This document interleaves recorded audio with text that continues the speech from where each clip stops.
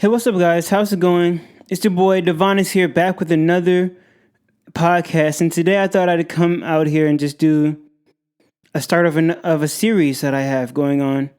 It's already on my blog, but I thought that I might as well start it on my podcast, make it have a little bit more detailed, make it a little bit more intimate between us rather than just me just showing the pictures and all the statistics. Let's get intimate with it.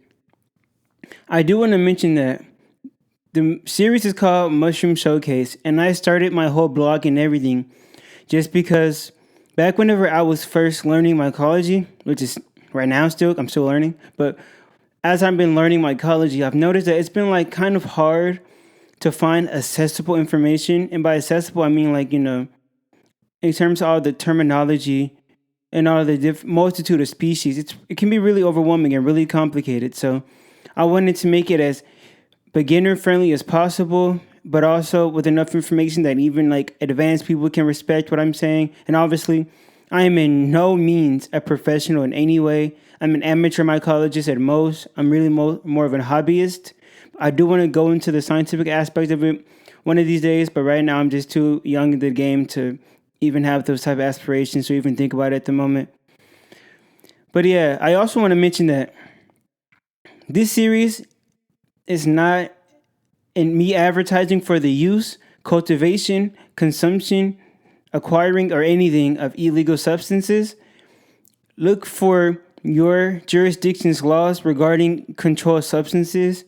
And without further ado, let me get into the first mushroom of my mushroom showcase on my podcast, which is the Psilocybe Cubensis or Psilocybe Cubensis, whichever way you want to say it. I don't really care. Anyways, I just want to quickly go over its characteristics before I get into the more nitty gritty of this. So, the Psilocybe cubensis, is a connect to convex shape. Let me start over. Sorry, I'm like reading off of the notes that I put, and I'm like getting kind of nervous. Anyways, it's conic to convex shaped cap. It becomes broadly convex the more, it gets in age. It's kind of reddish with a cinnamon brown-esque color, but it becomes more golden brown as it matures. It has the obvious blue staining whenever you handle it. Everyone knows. The gills are attached. Most of the time they're purplish, really dark, but they can appear kind of yellowish brownish whenever they're young, but as they mature more, the spores begin to disperse more. That's whenever they get that darkish purple color. They usually grow in like bunches, and they usually grow in bunches, but you can find some lone stragglers. But most of the time, you'll find them in bunches on cow waste or other dung products, and they're really kind of widespread. You can't really like say which region that they're from because there's like a bunch of strands, a bunch of species of Psilocybe cubensis that just grow in all over the world. And I'm gonna get on the topic of strands later. But right now, I'm just going to keep going with overview. Like I said, the spore print. Well, if you're going to do a spore print, you would know that it's the right mushroom whenever it's a dark purplish type of spore print. But yeah, these are like the most known magic mushroom species that everyone probably knows. People probably know from, the catchy names like Golden Teacher, which is a strand, quote unquote, a strand of Psilocybe cubensis. And these mushrooms contain the active components Psilocybin, Psilocin, and there's a few more, but I don't really know how to spell them. I'll put them in the description, I promise. I mean, how to pronounce them. I'll put them in the description. Actually, I'm going to try to say it. Baeocystin and Norbaeocystin. I'm sorry, guys. I like all these scientific names. Like I said, I'm trying to make this as easily accessible. So even beginners, so like the scientific names, I may not know how to pronounce them, but I know what they are. I know what they do. They're the active components that even cause you to have those transcendental type of experiences in the first place. But so yeah, like I said, I'll put them in the description. So that's basically the overview of them. They're the most popular ones. Whenever people consider magic, quote unquote, magic mushrooms, those are usually the ones that people are the most referring to. But as we all know, well, not all know, but as we all in the mycology community know, there are hundreds of species of magic mushrooms. But let me get on to my second point, which is why are they so damn popular? And the number one reason I have for that is just their ease of cultivation. Like, out of all of the magic mushrooms that I personally know, these are the easiest not only to find in nature and clone, but also finding the spores for, having a controlled environment to actually cultivate them. They're just the easiest in terms of cultivation for a multitude of reasons. And I find that for most people who start off in mycology, they begin their journey with the Psilocybe Cubensis mushrooms. And the other point that I have for why they're so popular is because, like I was saying earlier with their catchy names, it's really easy to remember the golden teachers or like B plus, things of that nature. And, while I'm here, let me just talk about strands. For most people in mycology, like in the actual field, we know that each species, whenever you actually want to cultivate a certain type of genetics, you have to put it on agar, and then you have to keep doing them agar wedges, create a culture of that specific gene expression. Just because whenever you cultivate something from multispore, it's basically like you're playing Russian roulette with your spores. Like, you may find spores online and you see a picture of the spores and then you cultivate them and they can come out totally different. That doesn't necessarily mean that someone sent you the wrong spores. It could just be since you use multispore rather than, let's say a third generation agar wedge, which has been proven to show the same genetic expression each time. You're going to obviously get like slightly different variations because you got to realize whenever mushrooms release spores, there are millions, probably even billions of spores that they release each time. So it's like physically impossible to know exactly the genetics of the mushrooms whenever you use multispore. There's benefits and negatives to multispore, which, I'll probably make a separate podcast discussing the differences of multispores and the negatives and the benefits of multispores, but that's not for this topic. We're just mainly talking about the Psilocybe cubensis mushroom, so I'm just going to keep it at that. But yeah, I feel like that's why they're so popular. And obviously because of people like Terence McKenna, who he didn't popularize it, but he was one of the more quote-unquote modern figures who popularized it, along with Paul Stamets. I'm pretty sure there's a multitude of others. But, I'm like I said, I'm pretty new into the world, so I'm pretty sure there's like hundreds of other like pioneers who have their own type of tech that they use to cultivate them. They're the ones that discover other strands, like Paul Stamets, he discovered a bunch of strands himself, so I'm pretty sure there's a multitude of other ones. I always would suggest doing your own thorough research because I'm an amateur mycologist. I just like making this podcast to make, other amateurs feel at home and they're able to discuss and listen to someone else who's an amateur talk about a subject that they're getting into as well. And the more I grow, the more this podcast will grow. And I'm always down for suggestions, for corrections, and just information in total. In my comment section, you can DM me at Devonis or at Trip Sitting or at Devonis Designs. Like, I have a few of my outlets there. That's on Instagram. Not giving out my number. Sorry about that. But yeah, I'm always just here to talk about mycology, and I'm just getting better and like more knowledgeable as the time goes by. But anyways, let's get back on topic. And my next topic that I want to go on is how can we use them? Well, the most common way people use them nowadays is recreationally, obviously, and I have absolutely no problem with people using them recreationally. It's just all about, controlling your situation, controlling your set, your mindset, everything, all of those type of things actually do matter. I talked about this on a previous podcast, but you have to respect the substance in which you are putting into your body in order to have a beneficial experience. You can't just go in there being like, oh my God, dude, I'm gonna get fucked up on this shit. It's like, you can do that, but you're probably not gonna have the experience that you think you are, especially if it's your first time. Obviously, if you've done shrooms multiple times, you're comfortable with the experience. You understand the situation, so you're gonna have a way better reaction than someone who's has that same mindset, but this is their first time doing it. But also, okay, let me also mention something quickly too. I remember I saw this podcast that Paul Stamets was doing with Joe Rogan, where he's talking about he hates the use of the word shrooms just because it makes it have more of a fratty type of less intelligent connotation to the whole subject of mushrooms in general. Because there's already like fungophobia or mycophobia, as we like to call it, where just the fear of mushrooms from like generations and generations of just ingrained hatred and not understanding of mushrooms. So I can understand where he's coming from, but at the same time, it's like people are going to call it whatever they want, and it's just up to us, the people listening to it, to interpret it in whatever manner in which we see fit.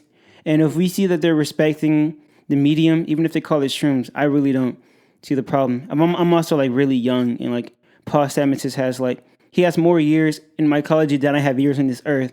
So obviously his opinion is a lot more based around what he's seen throughout his lifetime. Like he's seen the prejudice, he's seen people like hear his profession and just look at him in disgust and disdain and like probably discredit him just because of his study in mycology. But as we become more understanding of mycologists and of mushrooms in general, I feel like that stigma will go away, and so will like that idea of the recreational use of mushrooms and even calling it shrooms in general.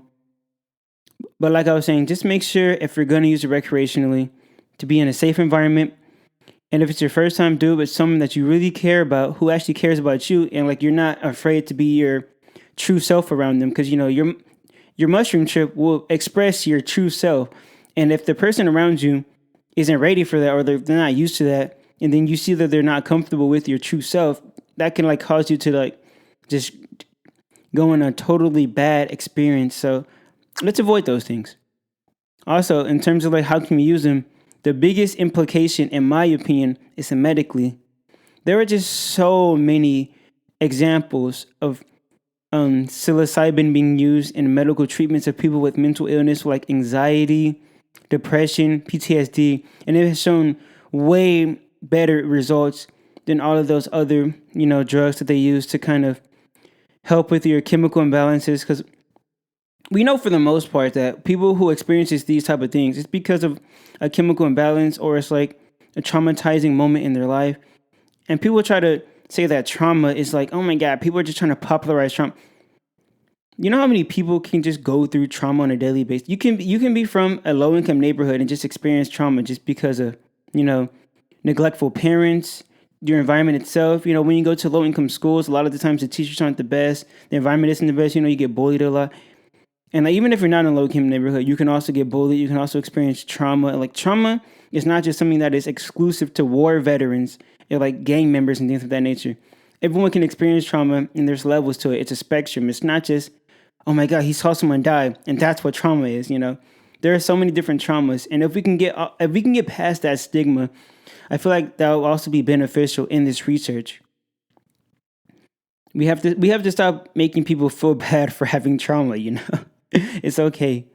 You would just have to be able to deal with it. And I feel like psilocybin can actually target the root issues of those states of being, because, it actually targets why you are feeling those emotions. Why do you go to those states of being, rather than just here's the chemicals that this person's producing. Let's suppress it, or let's make them produce another chemical, And I know that sounds pretty contradictory, considering whenever you're talking about psilocybin, you're introducing a chemical into someone's body.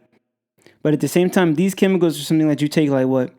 Once, twice, maybe 3 times at the most in terms of these treatments, and you'll have like life-lasting effects, rather than having to take a pill every single day for the rest of your life in order to feel normal. And then you get to a certain point where you've taken the pill so much where you don't feel normal without the pills. So like whenever you don't have them anymore, you go through withdrawals. It's like literally crack. I've said this many times before, but it's literally like crack.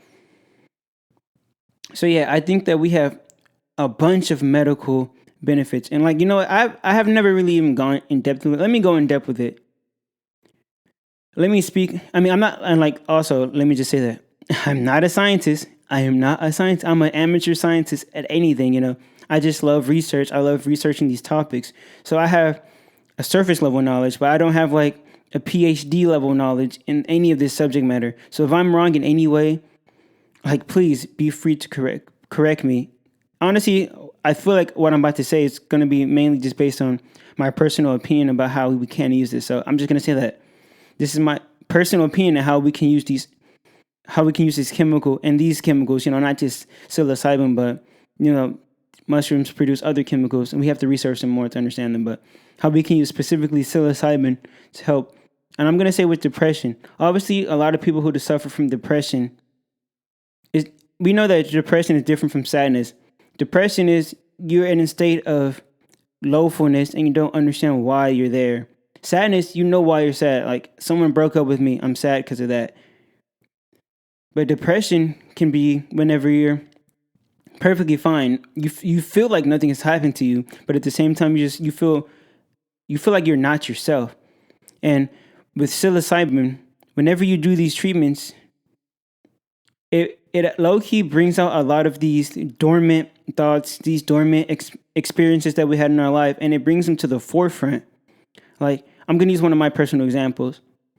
My freshman year of college, I was really depressed, and I didn't really know why. Like, I was just like, I felt different. I felt out of place. I felt like just like the bald-headed stepchild. I'm pretty sure a lot of y'all know that expression, but yeah, I just felt off.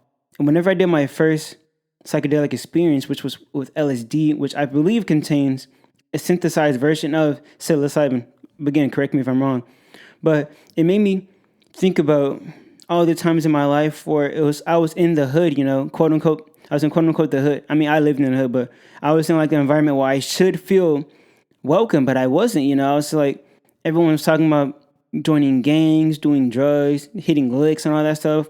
And I'm talking about, watching the newest episode of Inuyasha, or I was drawing anime, I was writing poetry. I was doing a bunch of this stuff that was just out of the norm in my area, and I felt alienated. So when I got to college, I felt like it was the same thing again, except now it's like I'm that kid from the dirty environment, the stupid environment, so everyone thinks I'm less intelligent because they went to better schools than me. All the stuff that they were doing, all the stuff I was doing, like poetry and stuff, they were doing it at like a quote-unquote higher level and stuff like that. So it was just really the same feeling, just opposite. But I couldn't really internalize that until I did my psychedelic experience, and I was looking around. I'm just like, it's because of my self-perception that I believe that, oh, I'm from this environment, and these people are from better, more rich environments. So that means that they're better than me, obviously, because, they had a better education.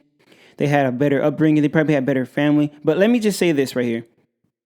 One, just because someone comes from a richer part of town than you doesn't mean that they're necessarily automatically smarter than you. That doesn't mean that their life is valued better than you. And two, just because they have more money than you don't mean they're more happy. We know, I'm pretty sure we've seen many times from celebrities, money doesn't always equal happiness. And it's these thoughts that I were not really actively thinking about that caused me to feel this depression. But once I took the psychedelic experience, it really just kind of isolated it and made me realize, yo, your self-image is fucked.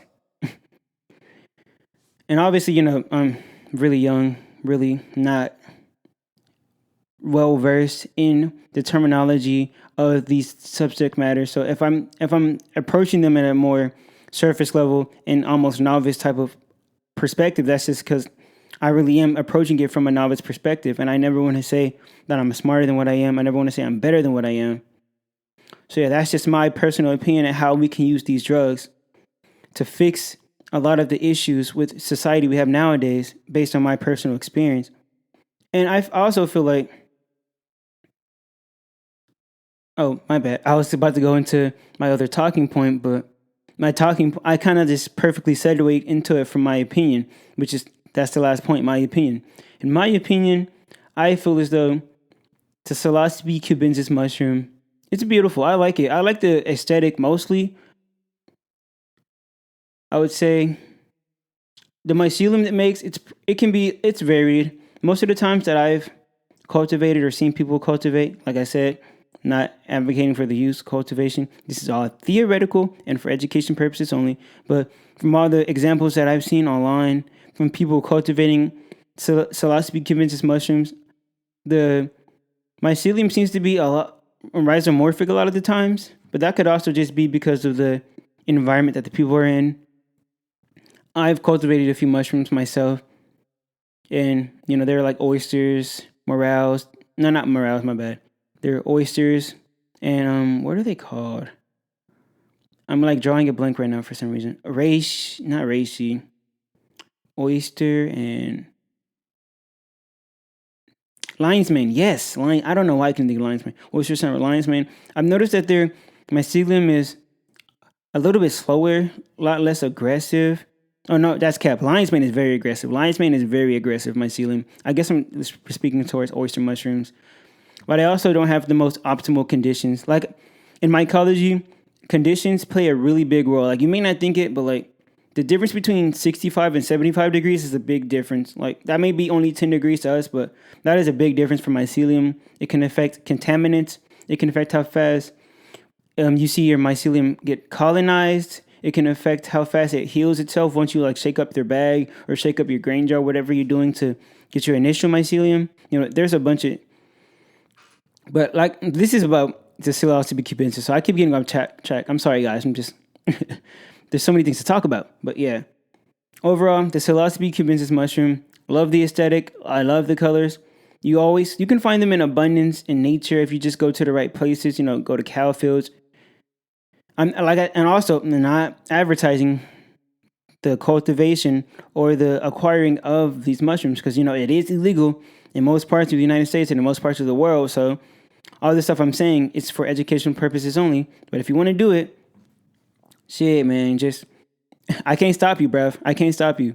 But just be safe, man. Be safe.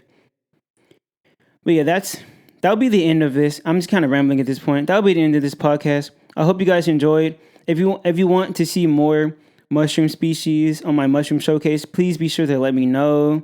If you want me to talk more in depth about, rather maybe the size of the mushrooms, exactly other specifics of the mushrooms, please be sure to let me know. This has been Devanis. This has been Trip Sitting, and I hope you enjoyed this podcast. I'll see you in the next one.